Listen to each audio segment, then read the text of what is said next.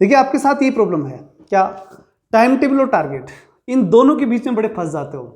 भाई हमें क्या बनाना है, हमें बनाना है कि टारगेट चेस हो जाए, उसके लिए प्लान बनाना है। इतना समझो, टाइम टेबल शब्द को साइड में रखो, ये बड़ा परेशान करता है। भाई हमें टारगेट प्राप्त करना है, हमें नौकरी लगनी है, हमें जो भी जॉब प्राप्त करनी है उसके लिए तैयारी करनी है, ठीक करनी है। अब उसके लिए आप बनाते हो टाइम टेबल।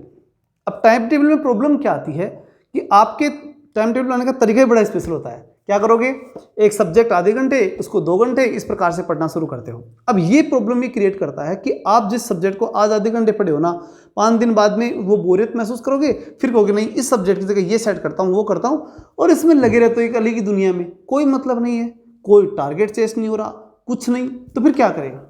ये तरीका तो बिल्कुल गलत हो गया। ये तो पक्का है 80% लोग ये बनाते हैं और वो 80% लगभग इसीलिए फेल हो जाते हैं और 20% में कंपटीशन रह जाता है। कारण भी यही है क्योंकि वो टारगेट को देखते नहीं है। जो मेन चीज़ है, मेन जो है क्या है, टारगेट। भाई हमें प्राप्त क्या करना है, टारगेट प्राप्त करना है। उसके लिए हमारी पॉलिसी होनी चाहिए, उसके लिए हम एक प्लान बनाएं, एक ज़बरदस्त आइडिया सेट करें और एक इस प्रकार से उसके अंदर प्रवेश करें कि कैसे भी करके हमारा माइंड जो है सेंट्रलाइज हो उस बात पर कि हमें सिलेक्शन लेना है। अब उसके लिए आप क्या करेंगे, उसके लिए एक सबसे महत्वपूर्ण बात होती है कि आपको टारगेटेड प्लान बनाना है। इस टाइम टेबल को शब्द को उठा दो, क्या बनाना है, प्लान। अब टारगेटेड कैसे, कि आज के दिन में मुझे ये चीज़ याद करनी है। अब उसके लिए प्लान बनाओ, ठीक, कि आज इतनी बजे तक मैं कंप्लीट कर दूंगा। ये चीज़ लोगे ना, उससे क्या होगा, फिर भी संभव है। और उससे बेस्ट बताऊं मैं आपको, आप सिर्फ टाइम देखो ही मत कि इतनी बजे तक, ये भी मत देखो। आप ये देखो कि भाई मैं कल सुबह उठूंगा तब से लेकर के कल शाम तक ये चीज़ कवर कर दूंगा, कल के दिन में हो जाएगी। और फिर वो नहीं होती तब तक सो मत, उस समय भी टाइम मत देखो। ये मत देखो कितनी बज गई क्या बज, नहीं, टाइम देखे और फिर तुम्हारी कहानी खत्म हुई, फिर कुछ नहीं कर सकते तुम। इसलिए हमेशा स्टडी के समय टाइम टेबल नाम की चीज़ को बंद कर दो। ये बहुत बड़ी एक सफलता की सूचक हो जाएगी जिस दिन आपने टाइम टेबल बनाना बंद कर दिया। और उसके अच्छा, ये कितने फायदेमंद, ऐसा नहीं है कि ये चीज़ फायदेमंद नहीं थी। अगर फायदेमंद नहीं होती तो शब्द ही पैदा नहीं होता, ये बात भी तो आप मानते हो। लेकिन ये फायदेमंद कितनी है वो बता देता हूँ।